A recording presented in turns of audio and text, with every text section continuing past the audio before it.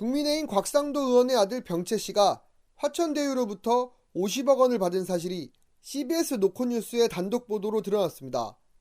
6년간 평균 348만 원의 월급을 받은 것에 비해 터무니없이 많은 액수라는 지적이 나옵니다. 보도 이후 화천대유 특혜 논란은 반전을 맞았습니다. 지금껏 화천대유 관계자들이 거액의 돈을 벌어들인 배경에 당시 성남시장이었던 이재명 지사의 특혜가 있었고 화천대유 실소유주는 이 지사라는 의혹이 제기되었습니다. 하지만 실상 돈이 흘러간 곳은 야당 측 인사인 것으로 드러나면서 화천대유 의혹이 국민의힘 게이트라는 지적이 나옵니다. 특히 50억 원의 성격을 두고 과거원에 대한 배당금이나 뇌물 등이 아니냐는 의혹도 제기되고 있습니다. 이에 과거원은 화천대유에 절대 투자한 적이 없다며 회사와 아들의 일일 뿐 관여한 적이 없다고 해명했습니다. 병채 씨 또한 입장문을 통해 본인은 치밀하게 설계된 오징어 게임 속 말일 뿐이라며 시키는 대로 열심히 일했고 그에 따른 성과금일 뿐이라고 주장했습니다. 하지만 지금껏 화천대유의 퇴직금이 최대 1억 원에 불과했던 데다가 6년간 전체 직원에게 지급한 총 급여의 약 87%를 병채 씨 혼자 받은 셈이라 비상식적이란 지적이 나옵니다. 국민의힘 곽상도 의원의 아들 곽병채 씨가 화천대유로부터 퇴직금 50억 원을 받았다는 사실이 CBS 노컷뉴스 단독 보도로 드러나 논란이 커지고 있습니다.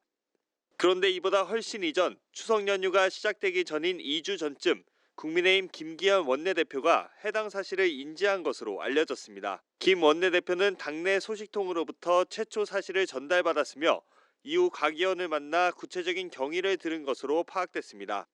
하지만 김 원내대표는 내부 조치를 취하지 않고 최근까지 오히려 여권을 향해 공세를 펴는 모습을 보였습니다.